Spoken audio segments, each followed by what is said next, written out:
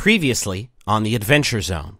Moira, we need to get ourselves a magical, intangible weapon. I'm thinking it's time our friends here met the Enchanter.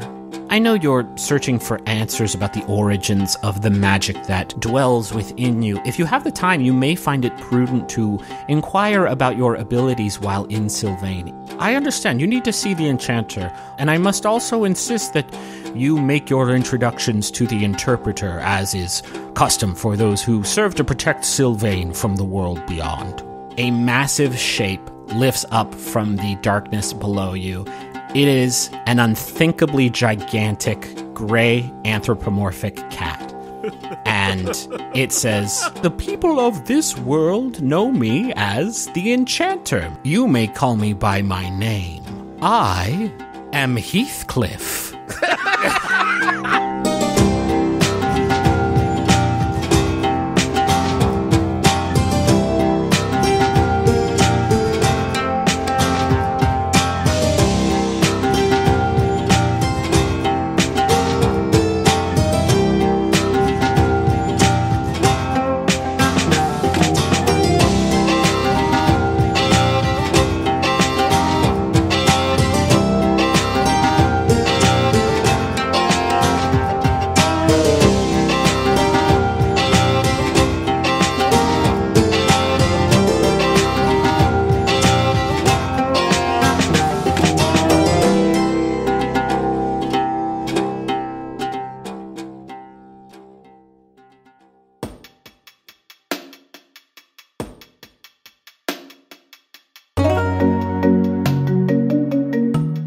So the three of you are standing in front of a chasm underneath this city. The air is still. There's just the sound of water dripping from the catacombs behind you and the purring of this enormous gray cat with a white patch of fur on its gargantuan belly in front of you. And Heathcliff says, "I prefer to keep my dealings clean and concise, but I can assume that with your current knowledge of Sylvain being what it is, that would be quite impossible, so I have what you need and you have what I want, and I do not want this interaction to be interrupted by your ceaseless questions." Fluffy! Yes, much like that, so maybe we could get through this quickly before we move on. Yes, I'm a gigantic cat. No, you may not pet me. You may not pet me. Kitty. No, you may not pet me. I just met you. Any other questions before we start? I have one sort of query that ends in a tarot bang. A talking cat? Yeah, get used to it, mister. I'm breaking all the rules over here. I talk. Yes, I'm the size of a moderately sized building. Yes, that too. I defy expectations in so many ways, but you've decided to settle on my power of speech, and so that's sort of your bag. So, what are you doing down here? Well, I'm a little bit too big to fit anywhere topside, aren't I? Well, that's kind of a fun kind of way of dodging my question. I mean, what do you do? I find myself surrounded down here by the light of Sylvain in its purest, rawest, most potent form, and so I spend most of my time down here tinkering around with that power. That's why they call me the Enchanter, you see, and that is what has brought you to me today. I assume you seek my services to empower one of your pieces of equipment, or perhaps generate a new one for you, as the case may be. I'm assuming that the three of you are human, based on the fact that you do not have fur or fangs, or you are not spectral or see-through in any way, and thus therefore are hunting monsters on the other side. I know a little bit about the way of the world, so I assume that's the situation, and I assume you seek the same arrangement that I have maintained with the other members of the Pine Guard. Griffin, I don't mean to give you notes, but is it too late to make Heathcliff speak in rhyme? Because it really feels like... it really feels like going to take it over the top from me. I will do you something magic in a way that... No, I'm not going to do that. Okay, but if you see the opportunity for it, I will you take it? I promise. Okay. Yeah, like more rhymes than the average person. What about, Yes, a riddle? Ooh, I'll take a riddle. Any other questions before we move on? Again, I do not want to be interrupted. So, I have to remember, it's been so long. It's been a month. So, do we just, ask you for stuff and you, like, give it to us?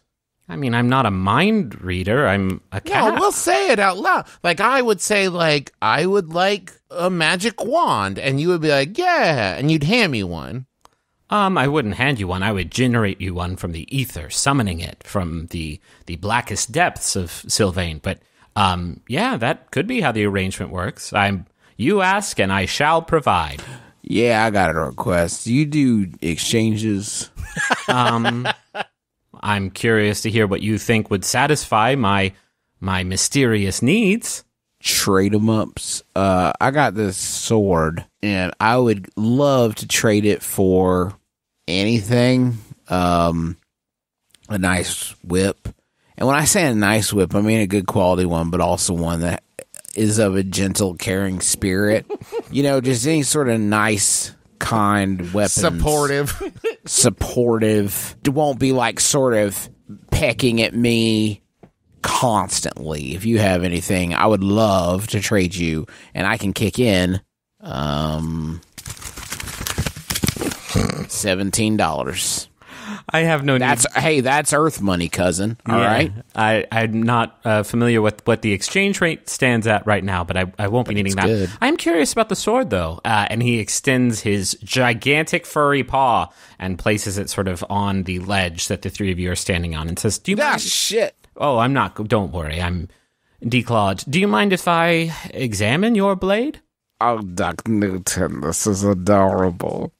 A lover's quarrel, eh, Doc? Shut up, Beacon. Jesus Christ. Here, this is the sword. Please, anything you got. Here. You hand the sword over to Heathcliff, who raises his paw up to his face and examines it for a moment. He actually takes out a little eyeglass, like a little jeweler's eyeglass, and examines it very, very closely. And he smiles and hands it back to you, and he says, "This weapon is quite curious. Sorry, what was your name?" Yeah, I'm Duck Newton. It's a nickname. I'm on the forestry service for the Monongahela State Forest, and also, I guess, the Pine Guard. Have we ever learned Duck's real name? I don't think so. That's finale material. Okay, because I would like to pitch Rutchard. Rutchard is Justin Simmer on that, okay? Because it's right, like how Dick is short for Richard and Duck is short for Rutchard. Oh, that's quite good, yeah. He says, this weapon is indeed, it is imbued with magic, but it is not our magic. This is a curious artifact, Earthling. I would be happy to take it off your hands, provided your ask is fair. What do you mean? What would you require from me in exchange? Other than, would a really good whip really do it? I mean, there would have to be a choice. Oh, man. Yeah. I'm losing my nerve, because Minerva... Ooh. Unintentional, but Minerva gave it to me, and I figure she probably had her reasons. I was acting impulsively. Heathcliff, I apologize. And all you need is Minerva to come here, see it hanging on the wall. All of a sudden, there's bad juju with you guys. Yeah, you don't want that. Right. Hey, Doc, I'd love to see your great sword. Can you show it to me real quick? Yeah. And I do a thing where I'm like, yeah, it's in the bathroom. Hold on, let me go get it. And then she'd go to the bathroom and the window would be open and I'd be trucking it down the street. A whole comedy of errors, slamming door farce. We used to call them in college. But so anyway, I'm sorry I've wasted a lot of your time, Giant Cat, and I'm real sorry about it. It's quite all right. I am deeply curious about your blade. Maybe someday we can find an arrangement. I would think you'd be extra careful being curious there. I would imagine that goes triple for a kitty of your size, eh? Yeah, that is a good point. I do not have many opportunities to be curious down here in the Probably abyss. Safer. Yes, quite. So, you mentioned an elemental you seek to slay, and I do not know of this elemental of which you speak, but if you need to destroy something intangible, it would make sense that you require a weapon that can attack intangibly. This is Kitten's play. You there, the old one? I see there you have a primitive earth revolver. It is a thing of complete ugliness, but I can give it an arcane makeover the likes of which you've never seen if you wish. Well, first of all, let me explain. This gun was once owned by Elliot Ness, the famous G-Man. And I borrowed it from a museum. But this is quite a collector's piece. So what are you suggesting? I magic it up, my man. I do some magic on it. Unless you have something else you'd like me to enchant. No, what's all this going to cost us? I sense upon you an item I have desired for quite some time. The earrings once belonging to Moira. I have admired these pendulous beauties for many years before her exile from this place, and a subject I am not at liberty to go on about. I'm not exactly sure I know what you're talking about. We'll trade you the earrings. That's fine. Well, Doc, hold on. Doc. We'll trade you one earring for that. I'll make you a deal. You hand me over Moira's earrings, which I have not seen since she was exiled, and I could not possibly dish the goss on this one. Do not press me on it. I hate the goss, and I think it is disgusting. Can I stop you there? It kind of sounds like you want to dish the goss. I would never dish the goss. I would never dish the goss. Heathcliff? Tell you what. You hand me over both earrings, I will count them as 2 gifts to me, and therefore will increase the potency of the magics I imbue your tools with. What do you guys think? Does Ned get one, and I get one, and Duck gets one, or what's the deal here? Oh, there's no need for me to be that prudent. I'm just chock-a-block full of magic, so each of you will receive a gift. Oh, hell yeah. Do it. Give him the earrings. What do we care? We didn't even know about them 45 minutes ago. All right, how about... He makes an excellent point. All right, here, earrings. Here they are. They are really lustrous. So try not to schmooze them up with your cat fur.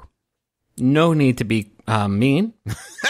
So I have devised a sort of new way of doing the Fantasy Costco item acquisition stuff for Monster of the Week, which I kind of had to do because it is not nearly an item-rich game as D&D was, right? In D&D, it could just be like, oh, you found a more powerful sword and you found a ring that can freeze time or, whatever. And that's not really how Monster of the Week operates. So instead, I came up with a new rule. Oh, Jesus Christ. This did not come out a lot. very... Can you share it in a doc with us, perhaps? Yeah. How this is going to work in the future, at the beginning of each new sort of arc here in Amnesty, the 3 of you will receive a letter from Heathcliff, and that letter will contain a hit list of 3 Earth items that he wants. And all 3 of them will be sort of available at some point during your hunt, but it will often require you to put yourself in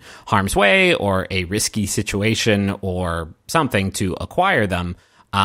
These will be kind of like side quests, so I'm not intending you to just be like, okay, well, I'm going to I'm going to rob a bank or something so I can get the magic diamond that he needs. They will be sort of organically I will find a way to work these organically into the hunt. It's just up to you whether or not you want to take the risk to get them.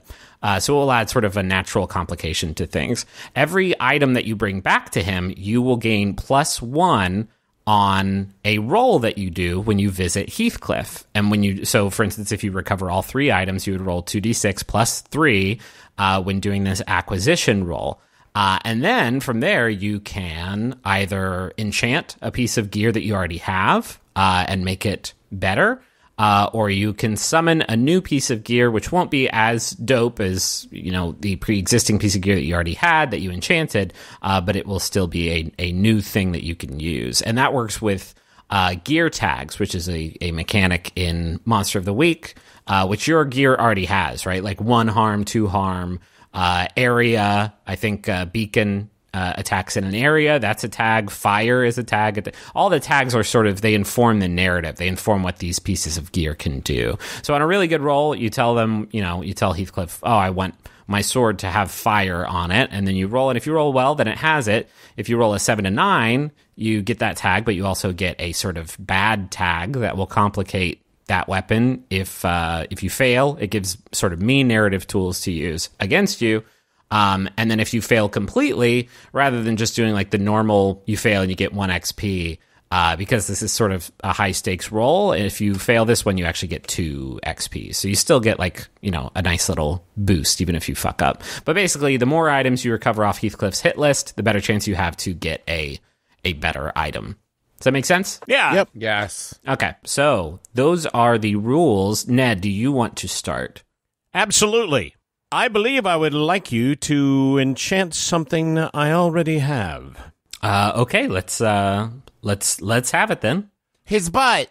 Well, You want I think it's already quite enchanting. Aw. well, thanks. When we discovered we were dealing with something mostly made of water, I thought of this item, which I obtained a number of years ago from a man named Rain Geyer. He's the man who invented, I open up my coat, the Nerf gun. And I want you to enchant this Nerf gun that I acquired. It's a very historical piece, very, very sought after. And I thought perhaps you could enchant this Nerf gun because, hey, what better against something that's made of water than Nerf darts? Yeah, I can't fault your logic there. That completely I holds can. up to... No, it holds up completely to any Right on. level of scrutiny or logic. You want me to enchant your Nerf gun and not your gun? Yeah, the gun doesn't do shit against water things. No, it needs Nerf. No, definitely. It The has to power have of Nerf. So I Well, thought if maybe it ain't Nerf, it's nothing. Maybe you Exactly. could shoot. It could shoot harder. Maybe. Maybe. Like a really hard hitting Nerf Yeah. blaster. Yeah. or you All could right. just put a push pin in it in the darts, and then that really hurts. You know what I mean? Yeah, nasty. You're a nasty kid, huh? Yep. Okay. I love this. I have enchanted so many things. Nobody has thought to bring me a Nerf gun. Thank you. For obvious reasons. I could give it a magical enchantment that could turn it into the weapon that you desire. Awesome. Hand it right over, and he extends his paw. Here you go. What's it look like? What kind? Because there's lots of different types of Nerf guns, and I don't think we have to be historically accurate. It's the here. Nerf. It's the Nerf blaster. It kind of looks a little bit like a shotgun almost. Okay, cool. What's it? I just feel like we're not being cognizant of our merchandising opportunities. No, this is You amazing. said it looked like a Nerf blaster, then that's on sale tomorrow. Well, it's not going to look like it after he's done enchanting it, though. Then It's it'll look not- like Okay. whatever we can manufacture on the cheap and sell. A Narf blaster. It's Burf. Nerf Yeah. NERPH. It's Burf or Buffin. All right, yeah, let's enchant this thing. So, because you handed over what counted as 2 individual earrings, you have a +2 on this acquisition roll.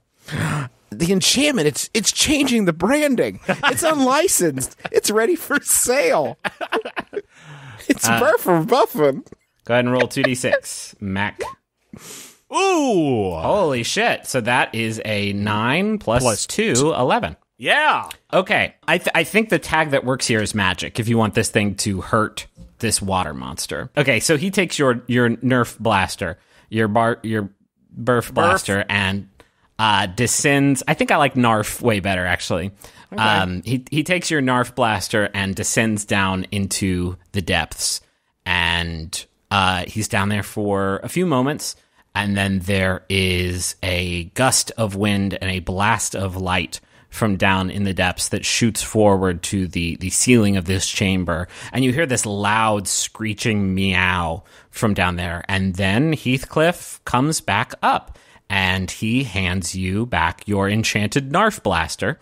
The barrel where the shotgun, I guess, balls were previously stored is now this cylinder of what looks like blue stone that is like crackling with energy, and it's in the vaguely in the shape of the chamber that was in there, but now it is this sort of magical power device in the center of your Narf blaster, and now it possesses the tag magic. Go ahead and what is your? I think your revolver does 2 harm. I think this, just to keep it consistent, is a 2 harm magic Narf blaster. Is it close? Because close is another tag on the 38, but No, I think this would be whatever the next one is up from close. I think Medium. Yeah, I'll figure out the exact word later. okay, cool. I love it. He says, "Okay, that one was tricky because it was a toy for a baby, but Whoa. Narf is for big kids. you're right. Sorry, it's a big kid toy. Do either of the rest of you have something you would like?" Yes, Mr. Heathcliff. And I'm going to be honest with y'all. I just raised my hand sitting here, me, Travis. What's the matter with me? Yeah, okay. I have kept running into a problem with this elemental. I can do fire magic really good, and fire magic doesn't seem to be hurting this water thing. I would like to do ice, please. Oh, wait just a moment. You're an earthling, right? Yeah. Why can you do fire magic? Don't know. Nerfly. I'm a nerfling. He eyes you over. He actually lowers his huge face right next to you, and I think you get like a better sense of his scale at this point because his head alone is like 3 times your height. And he leans back and he says, "You are full of Sylvain's power." I had a big meal when I got here. No, that's... I don't know how you were so infused if you were born on Earth, but that is what I see. I can see it as plain as the stars in the sky. Well, if we were above ground, I mean, I can see it as plain as that guy's hat. I see though. You want ice magic? I'm afraid my mastery of the elements is somewhat limited. Ironically, I too can work in fire. Ice is a little bit above my pay grade. I apologize for the shortcoming. If you have another idea in mind, I can see what I can do. Okay. I draw a lot of attention with my magic. Anything that would, like, protect me would be great for when things inevitably get pissed. I tell you what I can do. I can provide you a limited amount of stealth, if you so desire, to one of your garments. I don't really sneak, but if you could just, like, make my jacket magic, that would be great. Something that makes my jacket protect me or something. I can make that happen. Let me see what I can do. And he sticks his paw out. And Aubrey hands over her sick-ass leather jacket. It's sleeveless. In case anyone was wondering, it's sleeveless. It's really badass. That's a vest. It's a vest. Well, it was a jacket at one point in its life. You know what I mean? Okay. Go ahead and roll acquisition for me. What was that? Can't see it. Well, that's not great. That is a 7. Plus 2 is a 9. Or is it a 10? No, it's a 9. You can't roll twice, my friend. So with a mixed success on an enchantment roll, your chosen tag, which would be 1 armor, does get applied, but I get to pick a negative tag that I can put on it.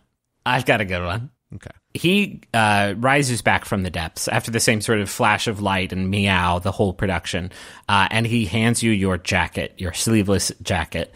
And as he opens up his palm, you see that... What is it made out of? Denim, I think you said earlier? I said leather earlier, but it's whatever. Denim. Okay. Sure, let's go with denim. No, denim which is makes more sense. Denim didn't require any sweet cows to die. Yeah, so we're going to go with denim. Okay, sweet moo cows. We don't want them hurting. Denim, though, comes from the denim horse, and lots of them got. I'm supple. Denim horses are assholes. This is denim flayed from Ted Nugent, so that's great, actually. He hands you back your denim jacket, and there are threads of just sort of bright red, shimmering, thread. Now coursing through this jacket as he hands it to you. And he says, it is going to afford you some protection. I'm not entirely sure it'll be the most discreet garment around, but here you have it. And he hands you back the jacket. How so? I have given it the negative tag, loud. loud enough that it draws attention. This is a loud garment. It is loud sort of visually speaking. And I think it was probably there before, what with all of its patches and buttons and stuff, but it now has the tag loud. And Duck, anything you require, my friend? You do jetpacks? A jetpack. A jetpack. Mm-hmm. I'm looking. You do jetpacks? Yeah, I mean, I'm thinking. Just asking. I get to ask for anything. I just always kind of wanted a jetpack, so I thought I'd ask. I could give you a jetpack. I make no guarantees as to whether or not it would let you fly around or not, or if it would explode. I've never made a jetpack before. You got to understand. A very good jetpack, really. All right, I'll make you a fucking jetpack, my friend. No, but I mean, if you can't promise me that it's gonna let me like fly and be alive, then I would. No, let's make a jetpack because now I'm feeling attacked. Let's make a fucking jetpack then. Can I actually say I feel like I don't actually. I'm not sure I want the pressure of having. One jetpack coming right up. People expect big things from a man with a jetpack. That is kind of one of my concerns. He very slowly starts descending into the depths. Like, here I go. Jetpack. You gotta produce if you got a jetpack. Jetpack time. I mean, if you can make a good one, you kind of spook me.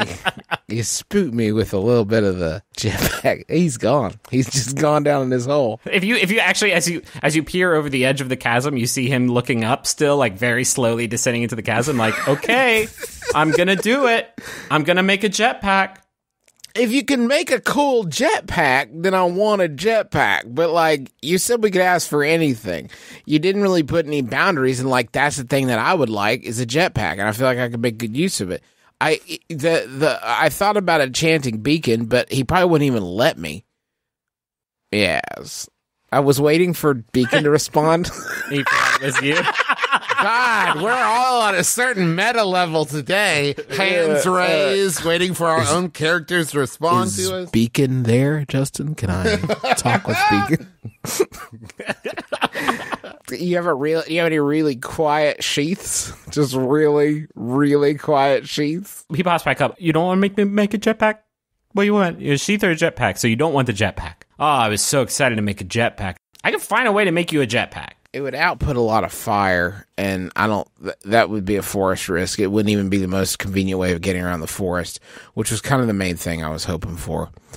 Yeah, so jetpack, but like a magic one and not like a fire one. Can you do that? You're really tying my paws here. You want a jetpack, but a magic one, not a fire one. Yeah. Yeah, you have to understand, when I create an item like this, I summon it from the ether. I have to have a crystal clear picture of it in my mind. And what you have just described is an object that doesn't exist. And yet, I just enchanted an old Narf gun, and so I'm feeling a little feisty. Feeling like I'm on a hot roll right now, as nobody says. So, yeah, one magic jetpack coming right up, and he descends down into the chasm. Go ahead and roll acquisition. You watch, it's going to be like a 3. Hold on. Come on, big money, big money, big money. Oh. That's a 6 plus 2. That's an 8. All right. What Ned and Aubrey did is enchanting. What you did is summoning, which has Thank you. different rules. On a 7 and 9, the summoning works, but the item suffers during its creation. It has a positive and negative tag chosen by the keeper, and it also has fragile as a tag, which is just sort of a narratively focused tag that if things go very, very wrong, it can break. But he comes up from the depths, and he has kind of a confused look on his face, and he's like, I made it as good as I can. I'll say this is the best magic jetpack in existence. Thanks. So you can feel confident about that, but here you go.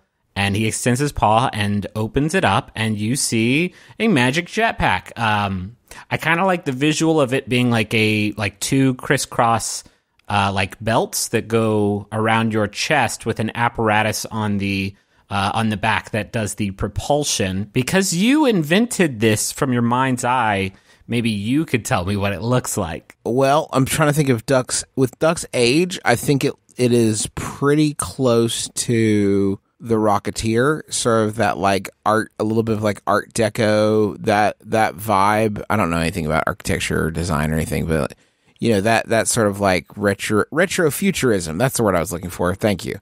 You're welcome.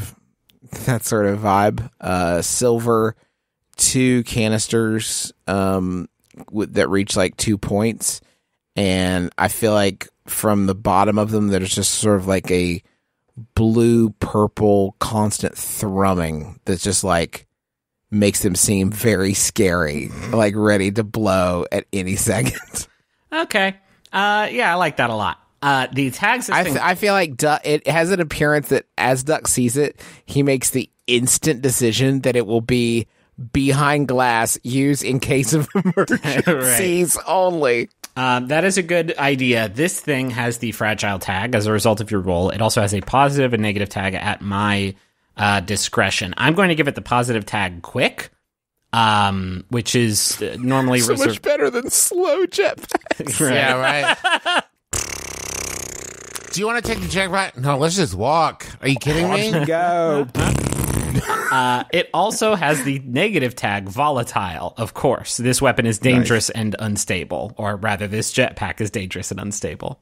So it'll get you there, and you can do some cool aerial stunts with it, but you better roll so good when you use it.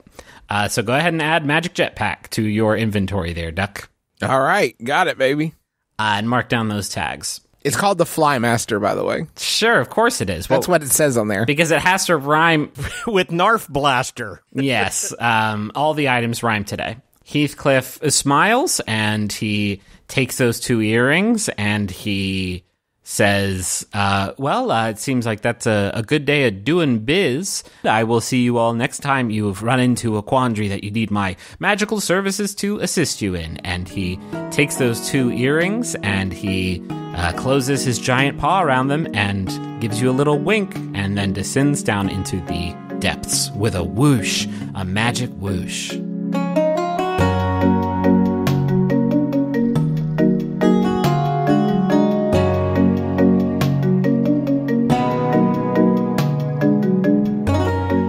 Everybody, this is Griffin McElroy, your dungeon master, your best friend, and your classic car enthusiast. I love these old hot rods. Gotta get myself in one of these. Thanks for listening to The Adventure Zone. It's the 9th episode of our Amnesty arc. We sure hope you're enjoying it, and I sure hope you enjoyed these advertisements I'm about to read. The first one is for Texture.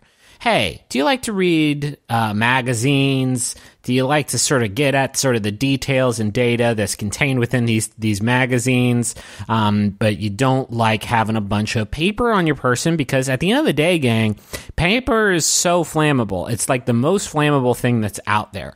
I'm going to tell you all about Texture now.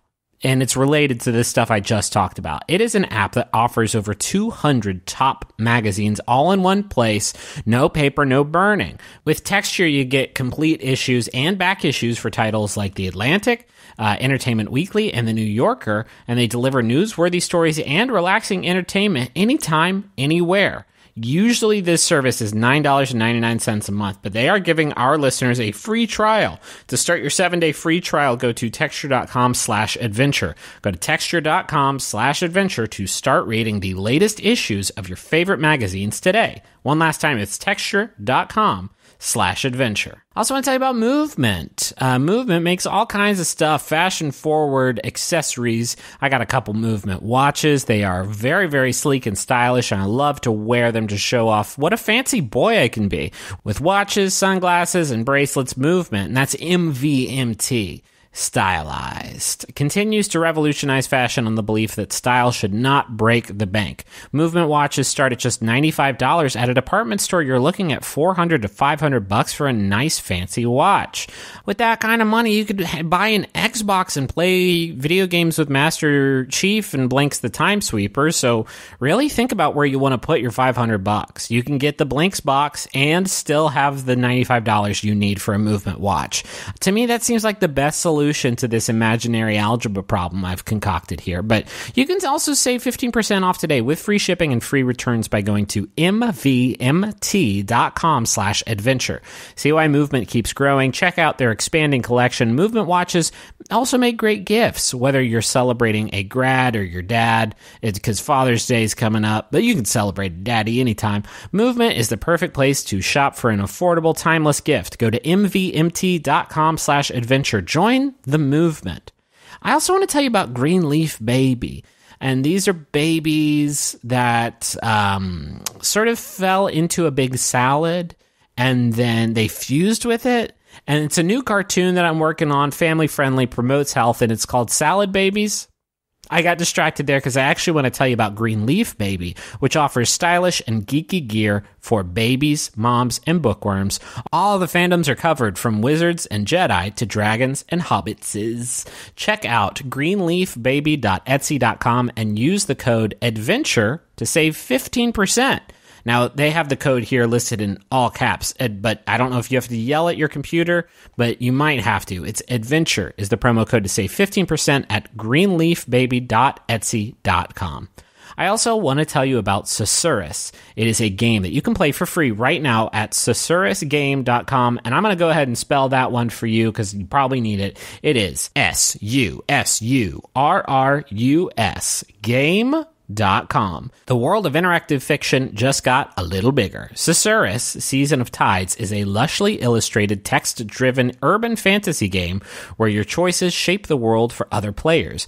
Begin your journey as a vampire, a werewolf, or a mage, and then join your fellow players in one of 10 factions as you dive into a supernatural underworld of conspiracies that goes all the way from the great old ones to the stars. To the stars! Play your story for free at susurrusgame.com. I'm going to spell it one more time. It's SUSURRUS game.com. That sounds very, very neat. Go check that out. Hey, if you enjoyed those Jumbotrons and you want to end up getting one on the show, well, great news. We are going to reopen the sale of Jumbotrons for the Adventure Zone pretty soon here. Here's the deal. We have gotten sort of overwhelmed by the response to folks who wanted to get Jumbotrons on the show in the past and haven't really been able to support the number of people who have come out. We've tried a few ways to combat this, and this year we are kind of trying something new. It's going to sound maybe a little bit strange, but we're hopeful that it will help sort of manage the crowd a little bit more. Maximum Fun is going to be doing a raffle that will let you enter for a chance to buy a Jumbotron at your convenience. So starting May 24th, listeners can head to MaximumFun.org/Jumbotron raffle. And I don't know why I read that first part because it is after May 24th. So if you want a Jumbotron, go ahead and head there and make your entry for an opportunity to purchase a personal Jumbotron.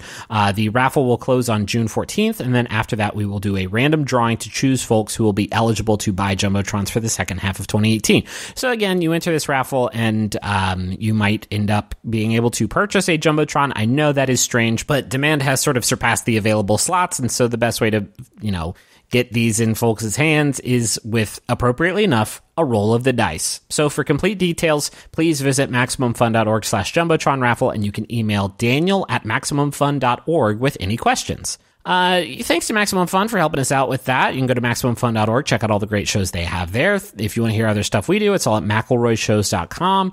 And thank you to you for tweeting about the show using the ZoneCast hashtag. If you do that, you might end up as a character on the show. Characters like the ones you're about to meet here in the second half of this episode. We really appreciate you spreading the word, especially as we are still kind of, finding our way here in the second season of the show. One last thing, we're doing a graphic novel with First Second that you can find and pre-order right now at theadventurezonecomic.com. It's an adaptation of the first arc of Balance, Here There Be Gerblins. We're also going to be going on a book tour, which you can find tickets for at McElroyShows.com/tours.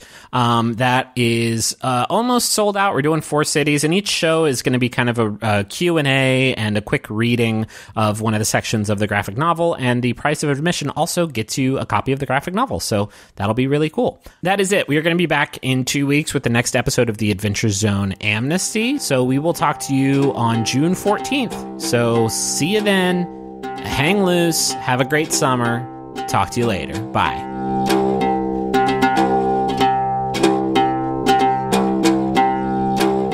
So Vincent has led you all back through the catacombs and onto the surface of Sylvain, back through the avenue of shops and restaurants, and across the bridge spanning the river at the center of town, right to the entrance of the castle that you spotted during your arrival. It's time to make yourselves known to the interpreter, as you sort of promised when you showed up here. And he takes you across that bridge, and you are now in the courtyard. In front of this castle, it is a courtyard leading up towards a large staircase into the castle's imposing front door. And as you walk through this courtyard, you see that big orange crystal that you saw earlier up close. And Aubrey, whatever like attunement you have to magic stuff, you can feel the power radiating out of this thing. You feel a warmth coming from it. You almost feel like kind of a sad longing emanating from it too. But all of you, though, see something even more concerning at its base. There's a fleet of city guards standing in a perimeter around the crystal, and they are shepherding a line of residents of Sylvain in a queue toward it. And one by one, these residents, they reach the front of the line and they produce a slip of paper to the guards, and they proceed to touch the crystal just for several seconds before another guard steps in to quickly usher them away. And Vincent says, I would appreciate it if you would all give that crystal a wide berth. What is that? Well, that's the heart of Sylvain. It's what sustains all of us over here. What's everybody doing? They're getting their allotment of light for the day. They're filling up the old tank. Aubrey looks at Duck and Ned like, so what should we do? Y'all feel that? Yeah, I don't feel anything. No, Vincent, I can feel the crystal. Is that normal? What do you feel, Aubrey? Like it wants a hug? Like I want to touch it. You absolutely can't touch it, Aubrey. I want to touch it, though, like really bad. I want to touch it. Vincent has been like very, very affable for all of your interactions that you've had with him so far. But when you sort of reinforce that, his demeanor changes. And he says, Aubrey, you absolutely cannot touch it. I forbid it. What would happen? I don't know what would happen, but... Seems like she can touch it then, right? I mean, if like the crystal wants me to touch it, I feel sad. He gestures to the crowd of people waiting to touch the crystal, and he says, wouldn't you be sad seeing this? He says, you can't touch the crystal. Earthlings are forbidden. The crystal was damaged, as you can see. And he gestures up, and sure enough, there's a huge chunk just sort of carved off the side of it. He says, it was damaged long ago by an attack from your world against ours. That was led by humans, Aubrey. Humans are forbidden to even usually be this close to the crystal. Its power has faded since that attack. There's not enough light to go around. It is a sad state of affairs in Sylvain, and it's solely because of your people. So no, you cannot touch it. Come on, let's go. They're expecting us. Aren't you curious though, like why I can feel it? He sighs and he says, I am, but not enough to allow something so risky, so profane. Come on. And he leads you into the castle. You head into this large entrance hall where there is a long blue carpet leading between about a dozen pillars of carved marble, sort of lining other side of the carpet, and each one has an armed guard stationed in front of it. And you walk down this carpet to the end of the hall where there is a large wooden door. And he stops and he says, so I've got to go in first. A guard will tell you when you're allowed to enter. You all seem quite pleasant, your obsession with touching the forbidden crystal aside, and I would prefer to continue working with you as the Pine Guard if possible. You would not believe some of the humans I've had to interact with over the past few decades. Ooh, dish. I'm not going to dish the goss. Dish the goss. I am not like that big cat downstairs. Oh, are you gossiping about the big cat? Oh, you caught me in a trap. Anyway, I like the three of you, so please be on your best behavior in there. I know how vital the work you do on Earth is for our peace to stay intact, but the rest can't be said for all Sylvan kind. Just keep a level head. You're gonna do great. And he gives you a big furry thumbs up, and he slips through the door and closes it behind him. Well, I know one thing about Sylvain. The military has got to be the number one employer. There's guards every whipstitch. Whipstitch? It's a colloquialism. Okay. All right. I know what Ned's going to say. Duck, Yeah. I want to touch. Yeah, you've made that pretty clear. Yeah, I wasn't secretive about it. Maybe not right now, Right. but like at some point, you going to help me out with that? Why do you need to touch it? I don't know, Duck. It's just, okay, imagine walking by, say, a tree, and suddenly that tree made you like buzz and like you could feel the presence of that tree. And I mean, really feel that tree. Do you think you would just be like, cool, and keep walking by it? Yeah, it doesn't exactly work like that, but I see where you're coming from. Right. But I don't necessarily want to get on the bad side of these fellas and ladies. It seems like kind of a dangerous thing to try. I mean, No, they say you shouldn't touch the crystal. I'm not going to touch it now, and I will continue to work through the proper means to convince them to allow me to touch it. Yeah, I mean, if you file all the required permits, But at some point, No, that's not the way to go. You got to bend the rules a little bit. no, thank you, Granddad Devil. I know at some point I might have to break the rules to touch that stone. And Duck, I'm going to need you to be okay with that. I'll give you a heads up before it happens. maybe the opposite. Maybe even the opposite. Maybe you just don't tell me that it's happening, and maybe Okay. I'm not around. How's that We'll sound? figure it out. Okay, well, let's tell you what. Maybe I've had a hell of a good time shopping and not touching crystals today. We do have the one water monster that we do want to go, that has marked us for death, that we may want to go ahead and There's that. see if we can rectify that situation. Then we'll get back to all the great shopping and crystal talk that this podcast is known for. You hear the sound of a spear's butt hitting the ground, and the door in front of you opens, and you enter into the castle's royal hall. It is a cold room, almost entirely carved from the same marble as the columns outside, with a ceiling that stretches into the heavens, painted with an intricate mural of dozens of sylvans of all shapes and sizes, all just touching the crystal, almost as if to taunt you, Aubrey.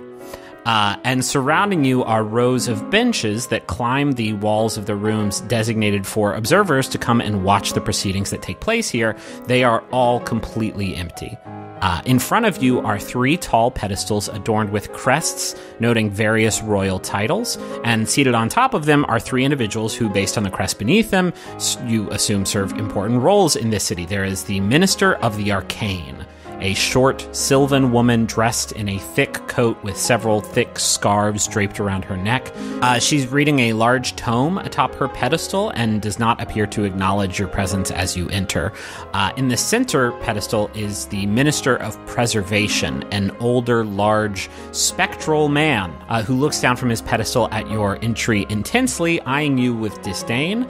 And atop the final pedestal is the Minister of Defense.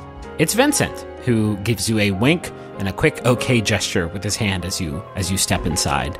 And the door shuts behind you, and the sound echoes through the chamber. The 3 ministers are sitting atop their pedestals silently. They say nothing as you enter. Shall we kneel? Yeah, maybe. Silence! Oh. The spectral man shouts, "You will not speak until the interpreter has arrived. Do you understand me?" Yeah. Silence! Silence! God!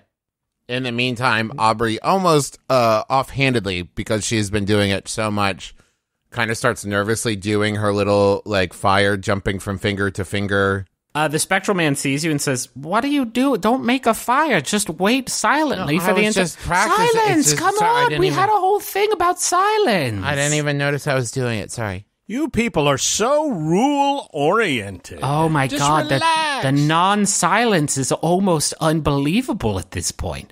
It's and he hushes up as the sound of a loud creak fills the chamber, and you see a door behind the 3 pedestals open, and a sylvan girl, no older than 13, you would estimate, steps through the door and onto a platform that is raised behind the 3 pedestals. She looks tired, partially because she's wearing what appears to be a long nightgown that reaches her feet. And there is a humble throne on this platform, which she approaches and puts a hand on, but doesn't sit down in. And she peers over the railing of this platform and looks at the three of you one at a time, and then gives a faint smile and says, "Nice to meet you." And then she turns and shuffles back through the door and out of the royal hall. And the Minister of Preservation on top of his pedestal says, "Yes, well, another inspiring declaration." So then, humans, go ahead, introduce yourselves. Okay.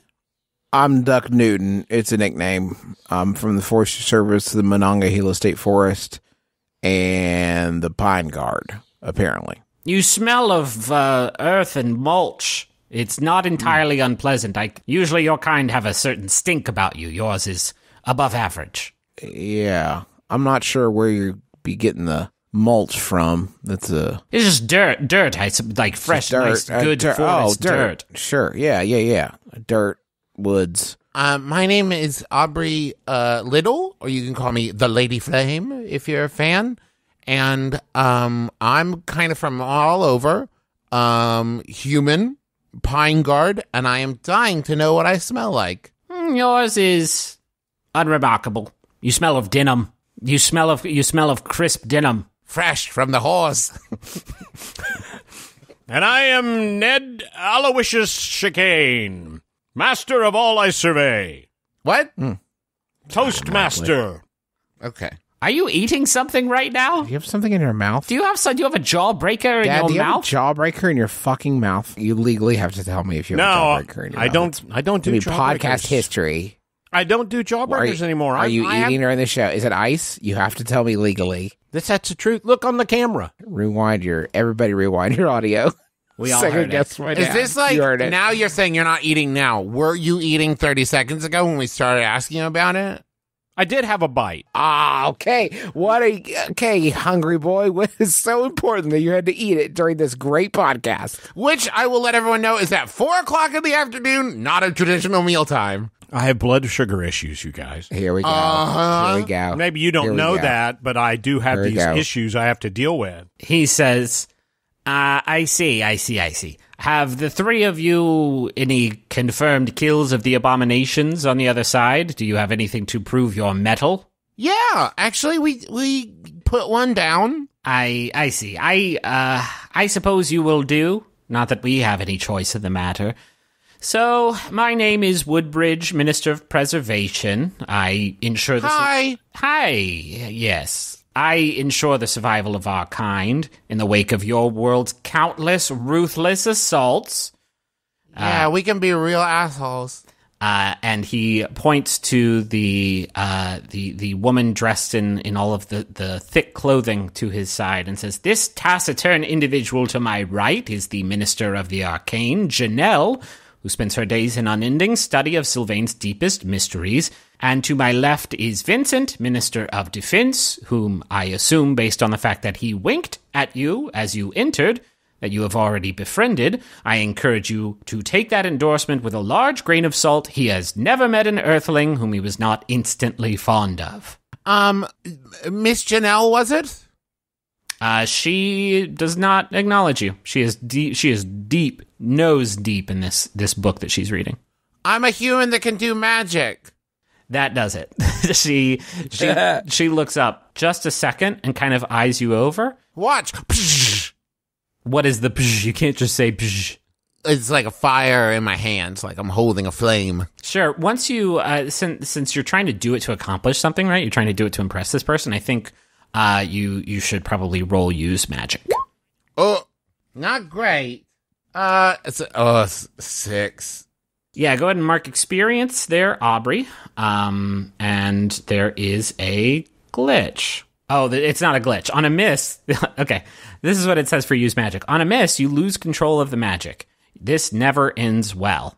So, you do whip up a zesty fireball, but instead of staying put in your hand, it launches forward as if with a mind of its own toward the pedestal of the Minister of the Arcane, who reflexively ducks down beneath her pedestal as the fireball collides with it, setting it ablaze and... That was an accident! That was an accident! And engulfing the book that was sitting on top of it.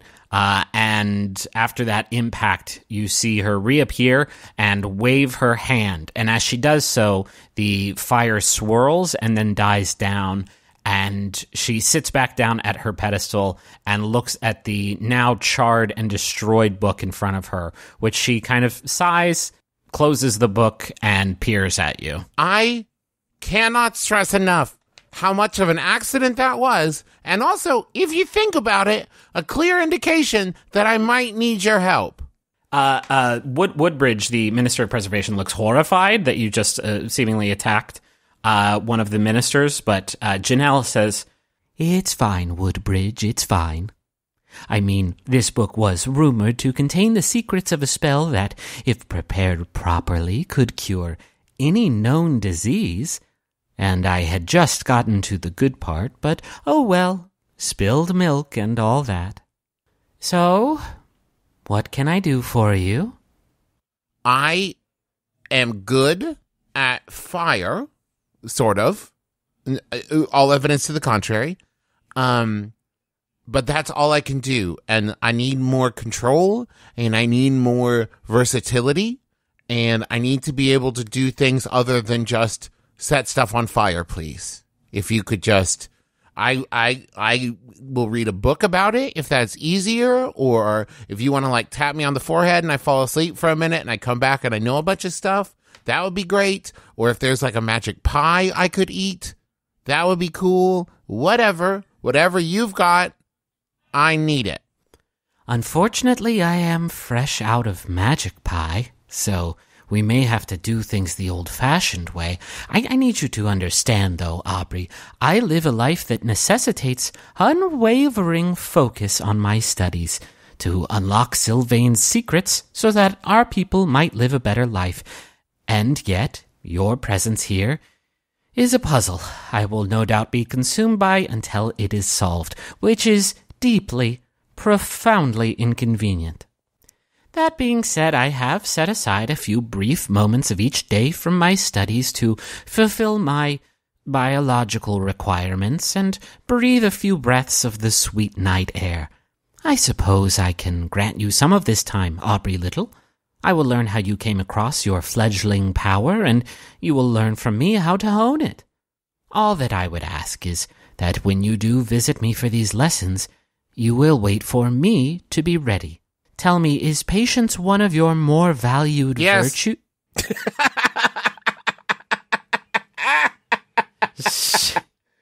She sighs. Thank you, everybody. I'll be here all day.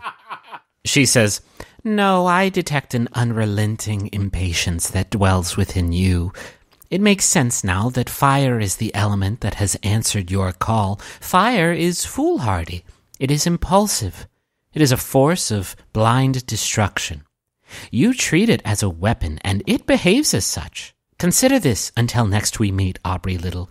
You cannot speak to the other elements because you do not know their language.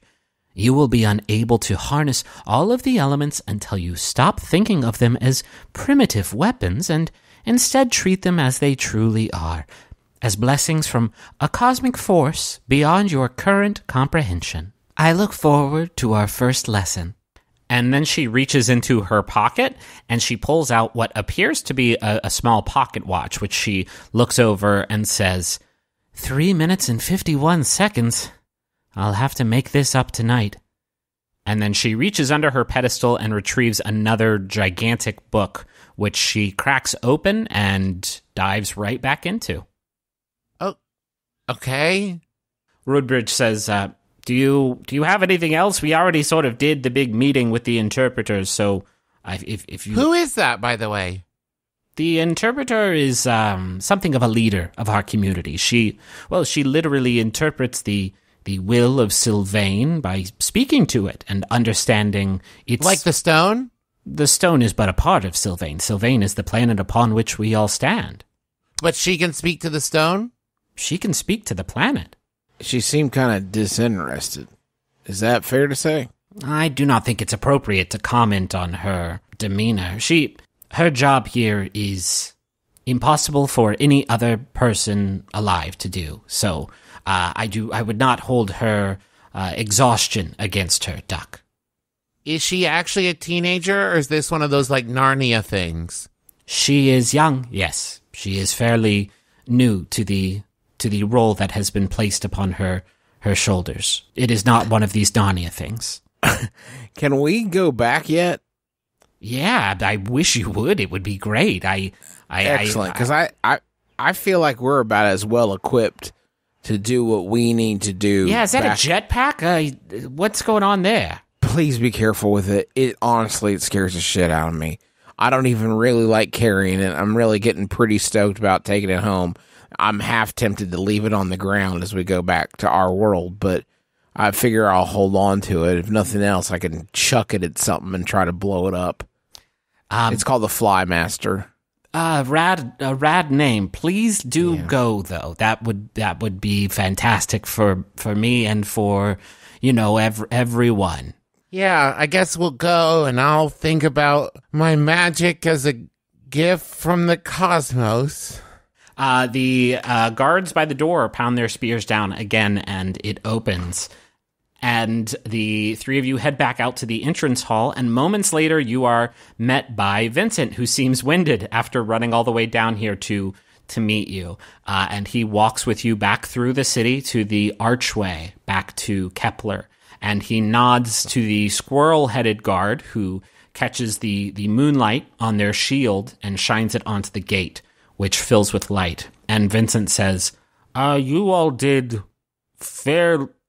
You know what? It actually didn't go the best, because you did almost explode one of the ministers, which to be fair to you, I didn't say you shouldn't do, but I thought it maybe would have been assumed that you shouldn't try to blow up one of the people you were meeting with, but it seemed like she was okay with it. So I would say 5 out of 10. I'll take it. Yeah, that's not bad for us. He says, one thing before you go.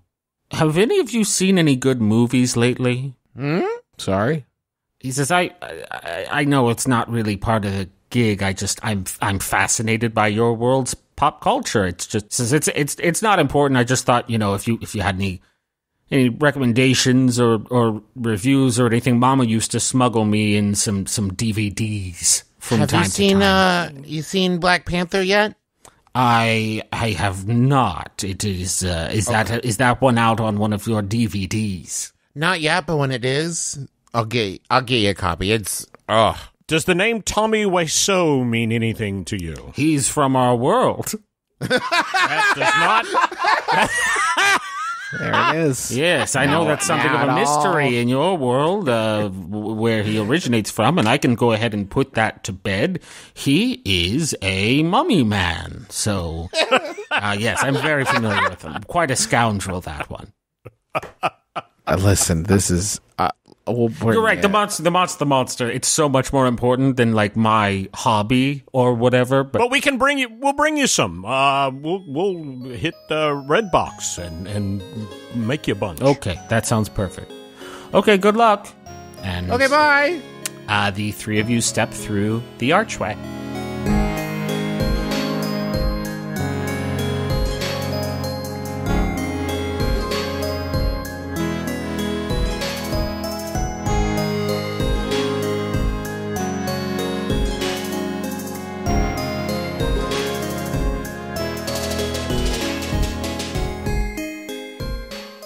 Ned, it is Saturday night, late Saturday night, and that means it's time for your big television debut for Saturday Night Dead, the television show that you do because you said you did it like 3 episodes ago.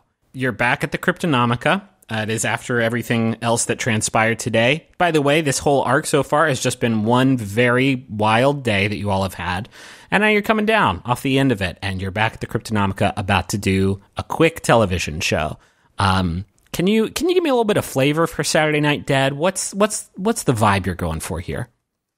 Well, I don't want to go full on old school horror movie night. We're using cameras in the Cryptonomica, and because of that, it's kind of a natural setting.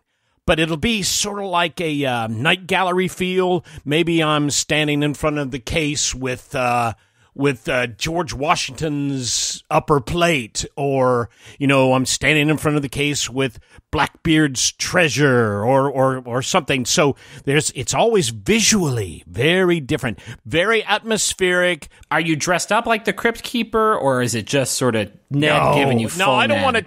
I don't want it to be quite that hokey, but Ned is a very stylish dresser. He's got the long scarf, and he's got the clicks and the waistcoat.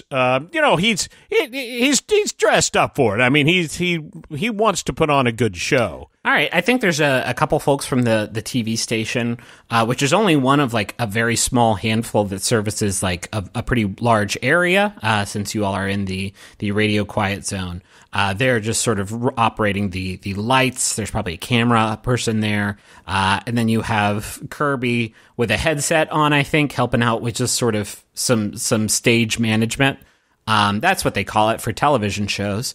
Yep. And he slides the headset off and walks over to you, and he's like, "Ned, man, I gotta tell you, I'm pretty nervous. This is, I feel like we didn't rehearse this at all. In fact, I kind of thought we had a dress rehearsal scheduled for earlier in the day, but then you weren't here at all today. And so I just think that maybe this has a good chance of being a big disaster." I missed that. I'm sorry. I should have checked my Google Calendar, but it'll be fine. Listen, this is all about energy, Kirby. This is all about bringing a spontaneity and an excitement to it. It's a live show, a live program beaming into literally tens of people's homes. Let's use that nervousness, use that fear, that energy to create something amazing. Yeah, I mean, that's all gonna be on you. I think it's gonna go quite bad, but good luck. We're on in 5, 4. I'm doing the thing with my hand. 3, 2. I can't talk. 1, go. Welcome, my friends. This is Saturday Night Dead. Live, or I should say, dead, from the Cryptonomica. I am your host, Ned Superstar Chicane, and I welcome you to this palace of the bizarre, this home for humbuggery. This is the place where you can surrender yourself for the next 2 hours to enjoy one of the finest science fiction horror movies ever made, set here in the fabulous Cryptonomica. Our movie tonight is Beast with 1,000 Eyes. So tonight we are going to take you through this movie and also let you come to know some of the amazing things we have here at the Cryptonomica, located just off Route 6155. All you have to do is come down and see us. We're open 8 hours a day, 5 days a week, 342 days a year. And we are there to serve all of your bizarre, weird needs when it comes to the macabre. So, shall we begin? Yeah, yes. Yeah. Yeah? I don't know if I'm supposed to talk. Yeah, go for it. I am so excited to have with me here, joining me on stage, on scene. I would like my two friends, Duck Newton, to come out. Also, the magical, mystical Lady Flame. Come out here and take a bow, you two. Okay. Duck, come on, Duck. Yeah. Come on, just for a minute. Just come on. Hey, everybody. This is the amazing Lady Flame. Do a trick. Oh, Do some of, don't burn anything down, but do a little magic, why don't you? okay. It's going to be a really, fairly cool sleight of hand, especially with a camera. Is this your card kind of thing? Oh, but at first it's one of those tricks where it's like, oh, it seems like she got it wrong, right? And she's like, oh, yeah, you're right. And then she opens up her jacket, and there's a patch of, the 3 of clubs sewn into the inside. And she's like, oh, was this it? Whoa! Oh, amazing magic like that is a common occurrence here at the Cryptonomica, State Route 16055. Come down and see us. Now, Doc, show them your talking sword trick. I don't know what you're talking about. You asked me to come out here and give an announcement about forest safety, and I am happy to remind everybody that after you finish having fun out in the forest, it's great to dump water on your fire. Everybody knows that one, but do give it a good stir around once you've dumped the water on, because sometimes there can be small embers that won't be extinguished, so it is important that you sort of create a dirt slurry. Anyway, yep. So stay safe out there. Thank you, Duck. And now you know, and knowing is half the battle. Now you've met some of the folks here responsible for our fabulous show. Let's get right to some of the thrills and chills. Starring Paul Birch, Laurie Taylor, and Donna Cole. This is The Beast with 1,000 Eyes. A million eyes. What? It's a million eyes. That's what I said. Beast with 1,000,000 eyes. You said 1,000. It's fine. Start the movie.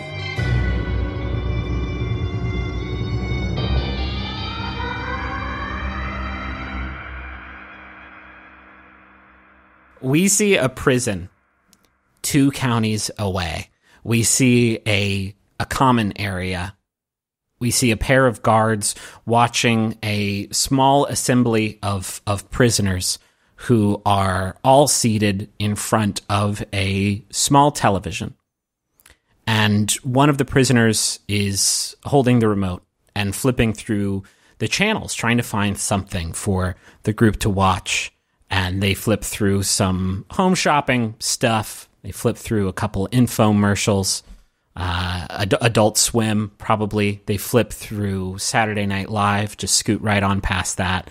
They flip past Saturday Night Dead, leaving it lingering on the channel for just a few moments before changing it to another home shopping network special. And a prisoner seated a couple rows back walks up and puts his hand on the prisoner holding the remote.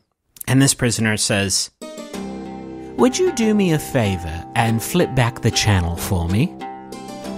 And the other prisoner does. And this man laughs. And he points at Ned on the television screen. And he says, "I know that bloke."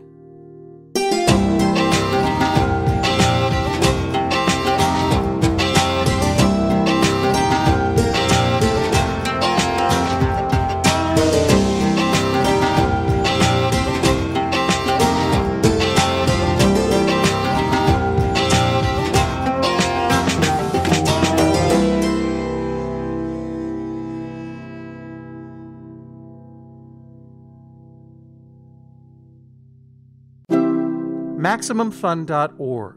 Comedy and culture. Artist owned. Listener supported.